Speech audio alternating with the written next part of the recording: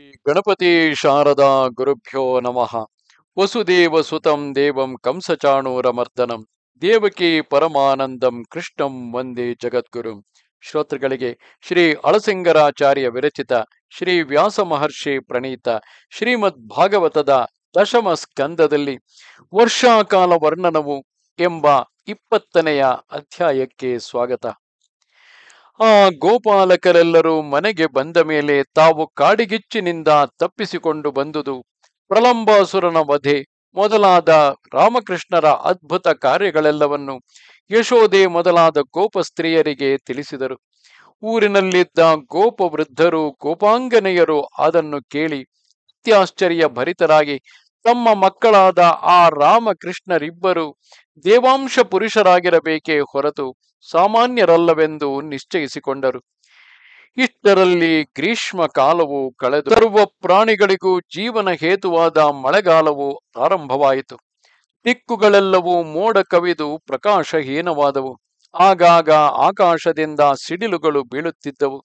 ಕಾಲ ಮೇಘಗಳು ಮಿಂಚು ಗುಡುಗುಗಳೊಡನೆ ಆಕಾಶದಲ್ಲಿ ದಟ್ಟವಾಗಿ ತುಂಬಿದವು. ಸಹಜವಾಗಿ ಗುಣಗಳಿಂದ ಮೇಲೆನಿಸಿಕೊಂಡು ಬ್ರಹ್ಮ ಶಬ್ದ ವಾಚ್ಯನಾದ ಜೀವನು ಪ್ರಕೃತಿಯಿಂದ ಮರೆಸಲ್ಪಟ್ಟಾಗ ಸತ್ವಾದಿ ಗುಣಗಳಿಗೆ ವಶನಾಗಿ ಜ್ಞಾನ ಪ್ರಕಾಶವಿಲ್ಲದಿರುವಂತೆ ಮೇಘಾವೃತವಾದ ಆಕಾಶದಲ್ಲಿ ಸೂರ್ಯ ಚಂದ್ರಾದಿ ಗ್ರಹಗಳ ಪ್ರಕಾಶ ಇಲ್ಲದಂತಾಯಿತು. ವರ್ಷಾಧಿಪತಿಯಾದ ಸೂರ್ಯನು ಹಿಂದಿನ 8 ತಿಂಗಳ ಕಾಲವು ತನ್ನ ಕಿರಣಗಳ ಮೂಲಕವಾಗಿ ಗ್ರಹಿಸಿದ ಜಲರೂಪವಾದ ಧನವೆಲ್ಲವನ್ನು ಕಾಲವಶದಿಂದ ಹೊರಕ್ಕೆ ಕಕ್ಕಬೇಕಾದ ಸಮಯವು ಬಂದೊದಗಿತು. ಬಿರುಗಾಳಿಯಿಂದ ತೂರಿಸಲ್ಪಟ್ಟ ಮಹಾಮೇಘಗಳು ವಿಶೇಷವಾದ ಮಿಂಚುಗಳನ್ನು ಹೊರಡಿಸುತ್ತಾ ತಮ್ಮ ಕರುಣಾ ರಸವನ್ನು ಸುರಿಸುವಂತೆ ಪ್ರಾಣಿಗಳಿಗೆ ಜೀವನಭೂತವಾದ ನೀರನ್ನು ಸುರಿಸುತ್ತಿದ್ದವು. ಕಾಮ್ಯ ತಪಸ್ಸನ್ನು ಮಾಡಿ ಕೃಶನಾದವನು ಆ ತಪಸ್ಸಿನಿಂದ ಉಂಟಾದ ಫಲವನ್ನು ಅನುಭವಿಸುವಾಗ ಮೈಯುಬ್ಬಿ ಬೆಳೆಯುವಂತೆ ಬೇಸಿಗೆಯ ತಾಪದಿಂದ ಒಣಗಿದ್ದ ಭೂಭಾಗವೆಲ್ಲವೂ ಮಳೆಯ ನೀರಿನಿಂದ ನೆನೆದು ಉಲ್ಲಾಸ ಹೊಂದುತ್ತಾ ಬಂದಿತು. ಕಲಿ ಪ್ರಾಬಲ್ಯದಲ್ಲಿ ವೈದಿಕ ಧರ್ಮಗಳೆಲ್ಲವೂ ಕೆಟ್ಟು ಹೋಗಿ ಪಾಷಾಂಡ ಧರ್ಮಗಳು ತಲೆ ಎತ್ತುವಂತೆ ಸಂಧ್ಯಾ ಕಾಲಗಳಲ್ಲಿ ಚಂದ್ರಾದಿ ಗ್ರಹಗಳ ಕಾಂತಿಯು ತಗ್ಗಿ ಮಿಂಚು ಹುಳುಗಳ ಕಾಂತಿಯು ಹೆಚ್ಚಾಗಿ ತೋರುತ್ತಿದ್ದವು.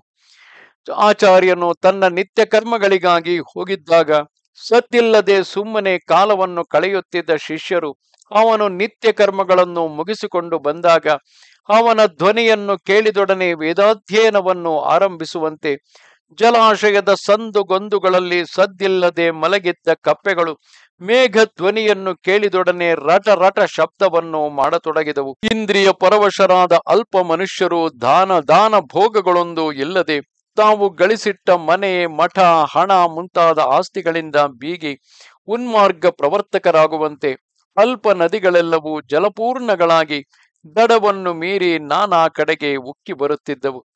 ಡಾಂಭಿಕರಾದ ಹಣವಂತರು ನಾನಾ ಬಣ್ಣದ ವಸ್ತ್ರಾಭರಣಗಳಿಂದ ತಮ್ಮ ಆಟಾಟೋಪವನ್ನು ತೋರಿಸುವಂತೆ ಭೂಮಿಯೆಲ್ಲವೂ ಗರಿಕೆಗಳಿಂದಲೂ ಇಂದ್ರಕೋಪಗಳಿಂದಲೂ ಶಿಲೀಂಧ್ರ ಪುಷ್ಪಗಳಿಂದಲೂ ಹಸುರು ಕೆಂಪು ಹಳದಿ ಬಣ್ಣಗಳಿಂದ ವಿಚಿತ್ರವಾಗಿ ಕಾಣುತ್ತಿತ್ತು.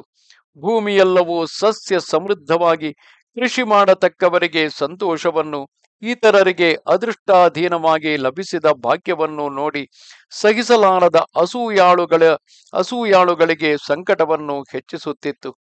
ಸತ್ಪುರುಷರು ಶ್ರೀ ಹರಿಸೇವೆಯಿಂದ ಆನಂದ ಭರಿತರಾಗುವಂತೆ ಸ್ಥಳ ಜಲಚರ ಪ್ರಾಣಿಗಳೆಲ್ಲವೂ ಹೊಸ ನೀರಿನ ಸೇವನೆಯಿಂದ ಉಲ್ಲಾಸಗೊಂಡಿದ್ದವು. ಯೋಗವು ಚೆನ್ನಾಗಿ ಪರಿಪಕ್ವವಾಗದ ಮನುಷ್ಯನ ಮನಸ್ಸು ರೂಪಾದಿ ವಿಷಯಗಳನ್ನು ಕಂಡಾಗ ಕಾಮಾಸಕ್ತವಾಗಿ ಕಲಗುವಂತೆ ಅದುವರೆಗೆ ಗಂಭೀರವಾಗಿದ್ದ ಸಮುದ್ರವು ನಾನಾ ಕಡೆಗಳಿಂದ ಬಂದು ಬೀಳುವ ನದಿಗಳೊಡಗೂಡಿ ವಾಯುವೇಗಕ್ಕೆ ಸಿಕ್ಕಿ ಉಲ್ಲೋಲ ಕಲ್ಲೋಲವಾಗಿ ಕದಲುತ್ತಿದ್ದಿತು. ಪ್ರಬಲವಾದ ಮಳೆಗಾಳಿಗಳಿಗೆ ಸಿಕ್ಕಿದಾಗಲೂ ಕದಲದೆ ನಿಂತಿದ್ದ ಪರ್ವತಗಳು ಶ್ರೀಹರಿಯಲ್ಲಿ ನಟ್ಟ ಮನಸ್ಸುಳ್ಳವರು ಆಧ್ಯಾತ್ಮಿಕಾದಿ ತಾಪತ್ರಯಗಳು ಮೇಲೆ ಬಿದ್ದು ಬಂದಾಗಲೂ ಧೈರ್ಯಗೆಡದೆ ದೃಢ ಧ್ಯಾನದಲ್ಲಿ ನಿಲ್ಲುವುದನ್ನು ತೋರಿಸುವಂತಿದ್ದವು. ಆಗಾಗ ಅಧ್ಯಯನ ಮಾಡದೆ ಬಿಟ್ಟ ವೇದಶಾಸ್ತ್ರಗಳು ಕಾಲಕ್ರಮದಿಂದ ಮರೆತು ಹೋಗುವಂತೆ ಮಳೆಗಾಲದಲ್ಲಿ ವಿಶೇಷವಾಗಿ ಜನಸಂಚಾರವಿಲ್ಲದುದರಿಂದ ಹುಲ್ಲು ಬೆಳೆದು ದಾರಿಗಳು ಮರೆಸಿ ಹೋಗುತ್ತಾ ಬಂದವು. ಗುಣವಂತನಾದ ಪುರುಷನಲ್ಲಿಯೂ ಕೂಡ ಸ್ತ್ರೀಯರ ಸ್ನೇಹವು ಚಂಚಲವೆಂಬುದನ್ನು ತೋರಿಸುವಂತೆ ಸರ್ವಲೋಕ ಜೀವನ ಹೇತುವಾದ ಮೇಘಗಳಲ್ಲಿ ಮಿಂಚುಗಳು ಆಗಾಗ ಕಂಡು ಕಾಣಿಸದಿದ್ದವು. ಸತ್ವಾದಿ ಗುಣಗಳ ಸಂಬಂಧವಿಲ್ಲದೆ ಶುದ್ಧನಾದ ಜೀವನು ಕಾಲವಶದಿಂದ ಗುಣತ್ರಯ ಪರಿಣಾಮ ರೂಪವಾದ ದೇಹದಲ್ಲಿ ಸೇರುವನೆಂಬುದನ್ನು ತೋರಿಸುವಂತೆ ಶಬ್ದ ಗುಣವುಳ್ಳ ಆಕಾಶದಲ್ಲಿ ನಿರ್ಗುಣವಾದ ಅಂದರೆ ನಾನಿಲ್ಲದ ಇಂದ್ರಧನುಸ್ಸು ಕಾಣಿಸುತ್ತಿತ್ತು. ದೇಹದಿಂದ ಆವರಿಸಲ್ಪಟ್ಟ ಜೀವನಿಗೆ ಆತ್ಮಸ್ವರೂಪವು ಮರೆತು ಹೋಗಿ ಹೊರಗಿನ ದೇಹವೇ ತಾನೆಂದು ತೋರುವಂತೆ ಮೇಘಗಳು ಚಂದ್ರನನ್ನು ಮರೆಸಿ ಆ ಚಂದ್ರನ ಕಾಂತಿಯಿಂದ ತಾವೇ ಬಿಳುಪೇರಿ ಶೋಭಿಸುತ್ತಿದ್ದವು. ಸಾಧುಗಳು ಅಭ್ಯಾಗತರಾದ ಹರಿಭಕ್ತೋತ್ತಮರನ್ನು ಕಂಡು ಸಂತೋಷದಿಂದ ಉಬ್ಬುವಂತೆ ನವಿಲುಗಳು ಮೇಘಾಗಮನವನ್ನು ನೋಡಿ ಸಂತೋಷದಿಂದ ಉಬ್ಬುತ್ತಿದ್ದವು. ಮೊದಲು ಕಷ್ಟಪಟ್ಟು ತಪಸ್ಸು ಮಾಡಿ ಕೃಶರಾಗಿದ್ದವರು ಅದರಿಂದ ಉಂಟಾದ ಫಲಾನುಭವ ಕಾಲದಲ್ಲಿ ಸಂತೋಷದಿಂದ ಉಬ್ಬುವಂತೆ ಬೇಸಿಗೆಯಲ್ಲಿ ಒಣಗಿದ್ದ ಗಿಡಗಳೆಲ್ಲವೂ ಮಳೆಗಾಲದಲ್ಲಿ ತಮ್ಮ ಬೇರುಗಳಿಂದ ಯಥೇಚ್ಛವಾಗಿ ಜಲಪಾನವನ್ನು ಮಾಡಿ ಫಲ ಪುಷ್ಪಾದಿ ಸಮೃದ್ಧಿಯಿಂದ ವಿಸ್ತಾರವಾಗಿ ಬೆಳೆದು ಕಂಗೊಳಿಸುತ್ತಿದ್ದವು. ಅಲ್ಪ ಬುದ್ಧಿಯುಳ್ಳ ಪಾಮರರು ಅತ್ಯಲ್ಪವಾದ ಸುಖಕ್ಕೆ ಆಸೆಪಟ್ಟು ಕೇವಲ ದುಃಖ ಪ್ರಚುರವಾದ ಸಂಸಾರದಲ್ಲಿ ನೆಲೆಸಿರುವಂತೆ ಎಲ್ಲಿ ನೋಡಿದರೂ ಪ್ರವಾಹದಿಂದ ಕಲಗಿ ಕೆಸರಾದ ನೀರಿನಲ್ಲಿ ಸಾರಸ ಪಕ್ಷಿಗಳು ಸಂತೋಷದಿಂದ ನಲಿಯುತ್ತಿದ್ದವು. ಕಲಿ ಪ್ರಾಬಲ್ಯದಲ್ಲಿ ಪಾಷಂಡವಾದಗಳಿಂದ ವೇದ ಮಾರ್ಗಗಳೆಲ್ಲವೂ ಕೆಟ್ಟು ಹೋಗುವಂತೆ ಪ್ರವಾಹಗಳಿಂದ ಸೇತುವೆಗಳೆಲ್ಲವೂ ಮುರಿದು ಬಿದ್ದವು. ಯೋಗ್ಯರಾದ ಬ್ರಾಹ್ಮಣರ ಪ್ರೇರಣೆಯಿಂದ ರಾಜರು ತಮ್ಮ ಪ್ರಜೆಗಳಿಗೆ ಕಾಲಕಾಲಕ್ಕೆ ಬೇಕಾದ ಅಭೀಷ್ಟಗಳನ್ನು ಕರೆಯುವಂತೆ ವಾಯು ಪ್ರೇರಿತಗಳಾದ ಮೇಘಗಳು ಸಮಸ್ತ ಪ್ರಾಣಿಗಳಿಗೂ ಅಮೃತದಂತೆ ಜೀವನ ಹೇತುವಾದ ಜಲವರ್ಷವನ್ನು ಕರೆಯುತ್ತಿದ್ದವು.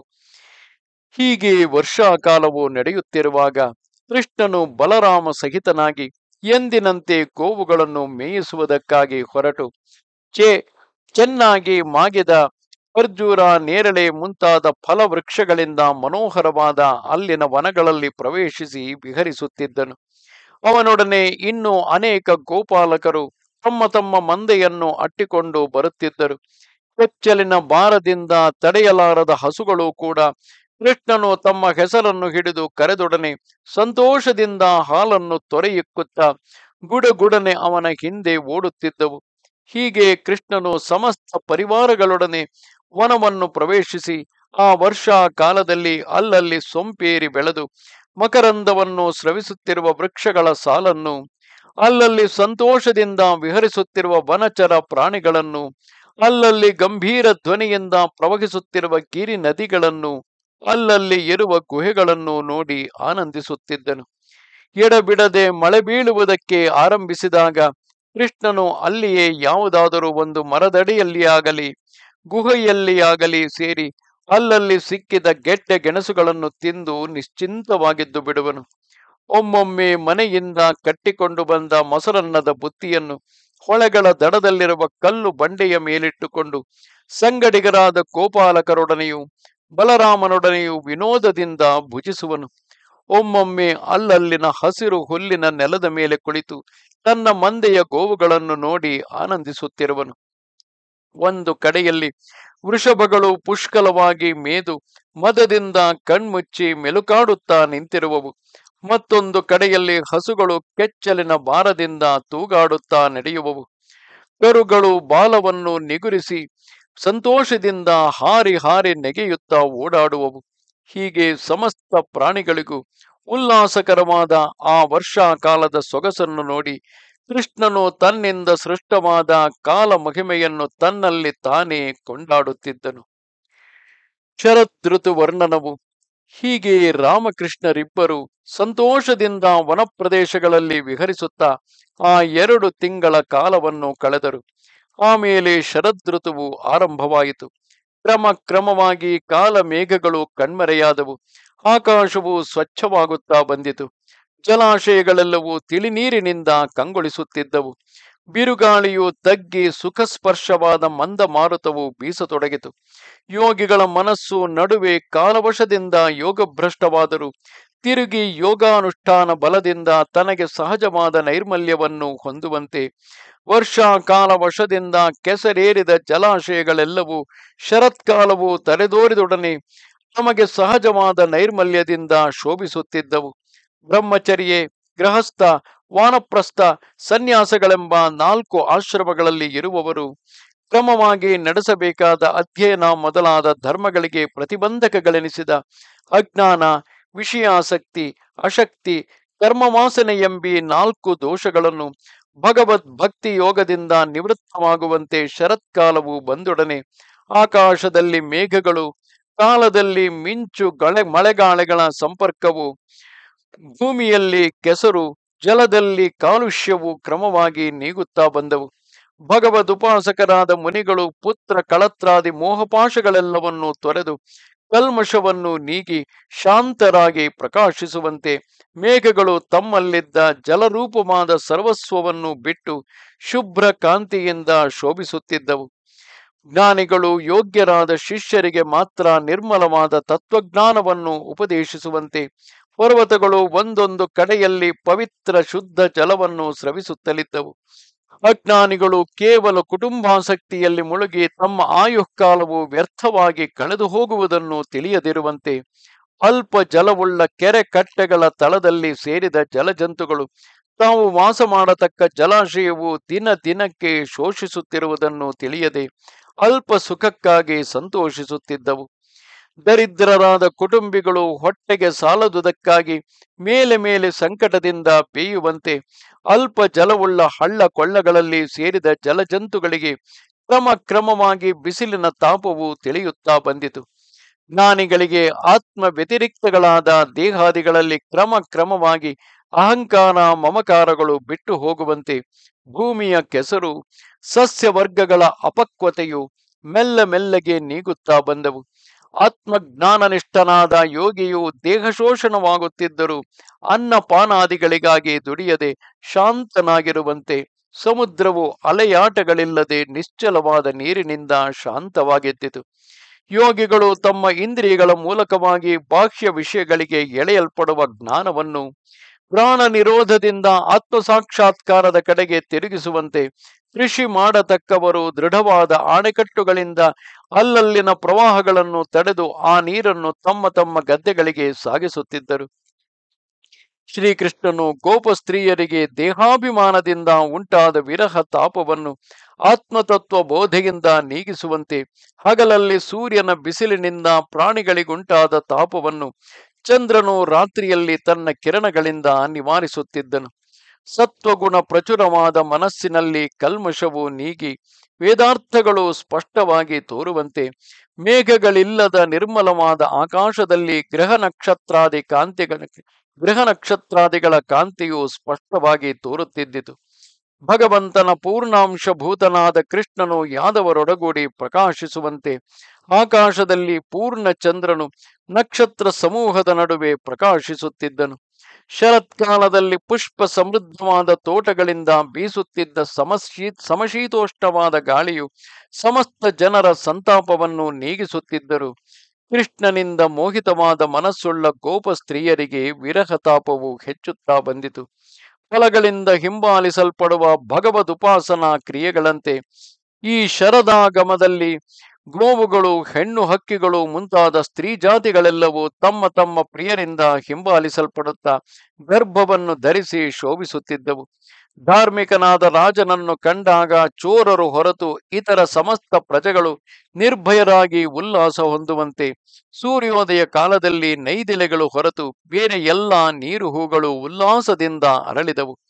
ಈ ಶರತ್ಕಾಲದಲ್ಲಿ ಭೂಭಾಗವೆಲ್ಲವೂ ಪಕ್ವವಾದ ಧಾನ್ಯದ ತೆನೆಗಳಿಂದ ಮನೋಹರವಾಗಿ ಪುರಾ ಗ್ರಾಮಗಳೇ ಮೊದಲಾದ ಸಮಸ್ತ ಸ್ಥಳಗಳು ಹೊಸ ಧಾನ್ಯಗಳನ್ನು ಭುಜಿಸುವುದಕ್ಕೆ ಮೊದಲು ನಡೆಯಿಸತಕ್ಕ ಅಗ್ರಗಣವೆಂಬ ಯಾಗ ಕಾರ್ಯಗಳಿಂದಲೂ ಇಂದ್ರಿಯ ಪ್ರೀತ್ಯರ್ಥವಾದ ಇತರ ಮಹೋತ್ಸವ ಸಂಭ್ರಮಗಳಿಂದಲೂ ಶೋಭಿತವಾಗಿದ್ದವು. ಅದರಲ್ಲಿಯೂ ಮುಖ್ಯವಾಗಿ ಭಗವದಂಶಭೂತರಾದ ಬಲರಾಮ ಕೃಷ್ಣರಿಂದ ಸಮಸ್ತ ಭೂಭಾಗಕ್ಕೂ ಅಪೂರ್ವವಾದ ಶೋಭಾತಿಶಯವುಂಟಾಯಿತು. ತಪಸ್ಸಿದ್ಧರಾದವರು ತಮ್ಮ ಪ್ರಾರಬ್ಧ ಕರ್ಮವು ಮುಗಿಯುವ ಕಾಲವು ಬಂದೊಡನೆ ಶರೀರವನ್ನು ನೀಗಿ ಈ ಲೋಕವನ್ನು ಬಿಟ್ಟು ಪರಲೋಕದಲ್ಲಿ ತಮ್ಮ ತಪಃಫಲವನ್ನು ಅನುಭವಿಸುವಂತೆ ಅದುವರೆಗೆ ಮಳೆಯ ದೆಸೆಯಿಂದ ಅತ್ತಿತ್ತ ಕದಲಲಾರದೆ ನಿರ್ಬಂಧದಲ್ಲಿದ್ದ ವರ್ತಕರು, ಸನ್ಯಾಸಿಗಳು, ರಾಜರು, ಯಾತ್ರಾರ್ಥಿಗಳು ಇವರೆಲ್ಲರೂ ಶರತ್ಕಾಲವು ಬಂದೊಡನೆ ಸಂಚಾರಾರ್ಥವಾಗಿ ಹೊರಟು ತಮ್ಮ ತಮ್ಮ ಪ್ರಯೋಜನಗಳನ್ನು ಕೈಗೂಡಿಸಿಕೊಳ್ಳುತ್ತಿದ್ದರು. ಇದು 20ನೆಯ ಅಧ್ಯಾಯವು. ನಮಸ್ತೆ ಶಾರದೆ ದೇವಿ ಕಾಶ್ಮೀರ ಪುರವಾಸಿನಿ ತ್ವಾಮಹಂ ಪ್ರಾರ್ಥಯೇ ನಿತ್ಯಂ ವಿದ್ಯಾದಾನಂಚ ದೇಹಿಮೆ. ನಮಸ್ಕಾರ.